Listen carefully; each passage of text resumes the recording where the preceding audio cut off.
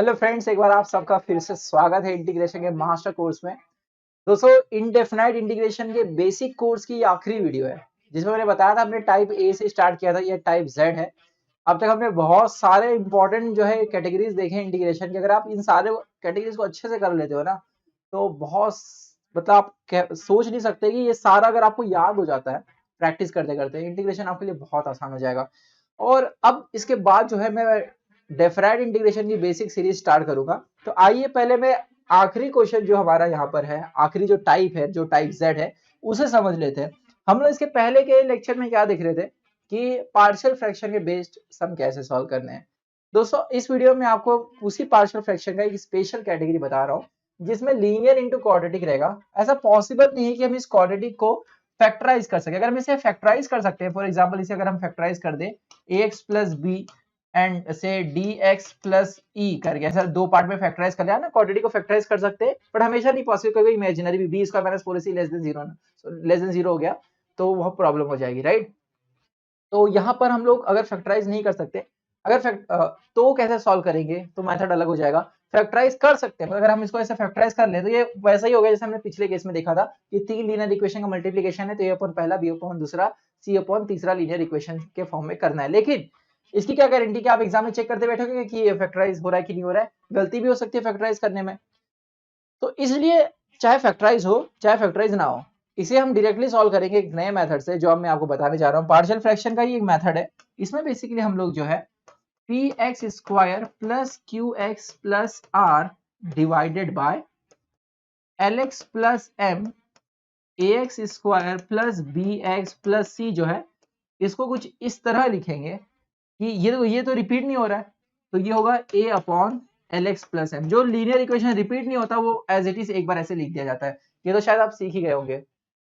इसके बाद ये जो क्वाड्रेटिक है ना, क्योंकि अब मुझे इस पे दिमाग नहीं लगाना कि फैक्टराइज होगा कि नहीं होगा, तो इसके लिए जो करस्पॉन्डिंग टर्म आएगा वो आएगा, इस क्वाड्रेटिक को एज इट इज लिख लो, A X square plus B x plus C. इसके करस्पॉन्डिंग में आपको यहाँ एक लीनियर इक्वेशन इंट्रोड्यूस करना पड़ेगा, ये आपको याद रखना होगा ताकि आप इस तरह के प्रॉब्लम को सॉल्व कर सको। तो जब ये इस तरह का हो तो उसको पार्शियल फ्रैक्शन करने का मेथड है कि इसके बदले यहाँ पे quadratic equation, sorry linear equation introduce होगी, जिसे मैं कह देता हूँ से कुछ कांस्टेंट ले लेते हैं आर एक्स प्लस एस, इस तरह, ठीक है। फिर आपको क्या करना है, आप कैपिटल बी सी भी ले सकते हो, तो इसकी जगह मैं ले लेता हूँ, ए लिया है ना यहाँ पर, तो बी एक्स प्लस सी ये ले लेता हूँ। तो अब इंटीग्रेशन कर लो दोनों तरफ, ये हो गया ऐसे इंटीग्रेशन, ठीक है। यहाँ पे dx, यहाँ पे dx, तो इसका आंसर तो सीधा log of l x plus m divide by l होगा, क्योंकि x का कोफिशिएंट डिवाइड होगा, तो मैं पहले बता चुका हूँ आपको। तो इसका आंसर होगा a, x का कोफिशिएंट क्या है l, तो l डिवाइड होगा log of mod of l x plus M.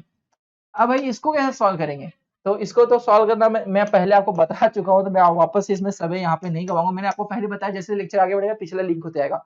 This is linear upon quadratic, already हम सीख चुके हैं इसे कैसे सॉल्व करना है डेरिवेटिव के मेथड से, राइट। तो आप सबने वो मेथड जरूर देखा होगा, लीनियर अपॉन क्वाड्रेटिक नहीं देखा तो वीडियो देख लीजिएगा जिसमें मैंने इसको डिस्कस किया है। तो ये इंपॉर्टेंट टाइप है, जैसे एग्जाम में अगर क्वेश्चन आता है कि इसे कैसे सॉल्व करोगे, x square plus 2x plus 6 divided by x plus 2 into x square minus 2x plus 4, अगर ऐसा आ गया तो ठीक है। तो मैंने वही बताया कि इसको हम कैसे करेंगे, इसे लिखेंगे a अपॉन पहला लीनियर इक्वेशन से x plus 2 plus integration of B x plus C divided by a quadratic equation, यानी X square minus 2x plus 4 dx, ठीक है। तो इसका आंसर हो जाएगा a log of mod of x plus 2 plus, इसको हम I1 नाम दे देते हैं, ठीक।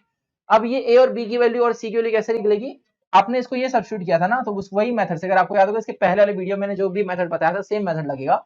यानी अगर मैं कह रहा हूँ x square plus 2x plus 6, ये जो था problem, divided by x plus 2x square minus 2x plus 4, इसे हम क्या कंसीडर कर रहे हैं, a upon x plus 2 plus B x plus c upon x square minus 2x plus 4, यही कर रहे हैं ना।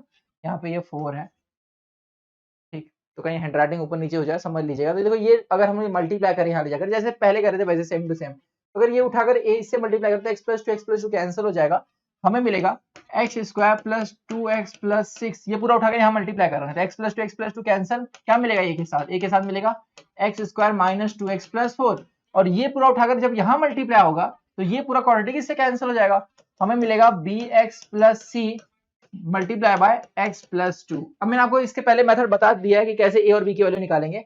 अगर मैं दोस्तों a की वैल्यू निकालना चाहता हूँ तो ये पूरा जीरो कर दो। कैसे करेंगे? x, ये देखो ये x प्लस 2 है ना, ये x प्लस 2 है, तो x की वैल्यू अगर -2, सॉरी यहाँ पर अगर हम x की वैल्यू -2 पुट कर दे, if I substitute x equals to -2, अगर हम ऐसा सब्स्टिट्यूशन करें, क्या -2 पुट करते, -2 प्लस 2 जीरो हो जाएगा, ये पूरा जीरो हो जाएगा और हमें क्या मिलेगा, -2 का स्क्वायर 4 और 2 इंटू -2 -4 प्लस ये 6 था, तो और यहाँ पर मैंने प्लस लिख दिया, ये बीच में इक्वल टू की साइन है, ठीक है।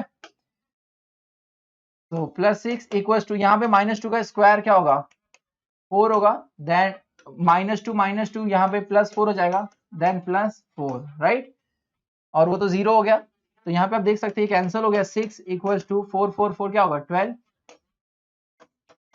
और 6 2 जा 12, तो a का वैल्यू आ गया यहाँ 1 है ना, 1/2। इस तरह हमने a निकाल लिया, तो यहाँ पे हम पुट कर देंगे a की वैल्यू। b और c कैसे निकलेगा? अब दोस्तों b और c निकालने के पहले आप a इसमें पुट कर दो, 1/2 आपने निकाला, तो अब यहाँ पर x की कोई भी दो रैंडम वैल्यू पुट करो। जैसे अगर मैं x के लिए 0 पुट करूँ तो आप देखेंगे x 0 पुट करने में पूरा 0 हो जाएगा, और यहाँ x 0 पुट करोगे a तो पता ही है, तो आपको c मिल जाएगा। फिर c मिल गया तो x की कोई भी रैंडम दूसरी वैल्यू पुट करो, आपको b मिल जाएगा, a और c पता चल गया इसी में, ओके। अब यहाँ पे b और c पुट कर दो। इसको कैसे सॉल्व करोगे? वैसे अभी इसको सॉल्व करने के लिए हम लोग लीनियर अपॉन क्वाड्रेटिक वाला मेथड यूज करेंगे, जो हमने इसके पहले वाले प्लेलिस्ट में देखा हुआ है। आप थंबनेल में देखिएगा, लीनियर अपॉन क्वाड्रेटिक आपको मिल जाएगा, ओके। तो वो मैं आपको से यहाँ पे नहीं बताऊंगा, बिकॉज वही टाइम वेस्ट होगा, क्योंकि हमें नया सीखना है, हमारे पास टाइम कम है, हमें उस टाइम को यूटिलाइज करके नए नए कंसेप्ट सीखना है।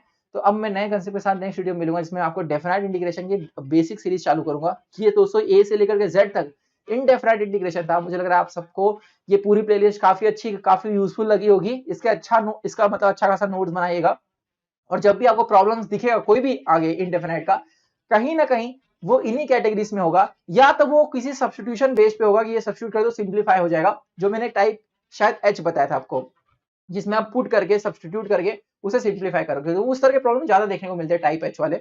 बाकी ये जो भी मैंने बताया रिमेनिंग, ये सबको अच्छे से एक बार देख लीजिए, रिवाइज कीजिए, आपका इंटीग्रेशन बहुत अच्छा स्ट्रांग हो जाएगा।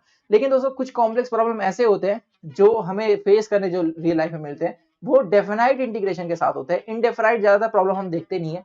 डेफिनाइट इंटीग्रेशन में बहुत सारे ट्रिक्स, शॉर्टकट्स है, और कई सारे ऐसे भी इंटीग्रेशन होते हैं जिसे हम सॉल्व करना हमेशा पॉसिबल नहीं हो पाता है, तो उसे हम न्यूमेरिकल मेथड से सॉल्व करते हैं। तो क्या है उस तरह के इंटीग्रेशन जो बहुत कॉम्प्लेक्स होते हैं, ये हम एडवांस सीरीज में देखेंगे। पहले हम बेसिक सीरीज में डेफिनाइट इंटीग्रेशन के ट्रिक्स, शॉर्टकट्स देख लेते हैं, जो आपको एंट्रेंस एग्जाम आपके एकेडमिक्स में यूज होगा। तो मिलते हैं नेक्स्ट वीडियो में, बहुत बहुत धन्यवाद।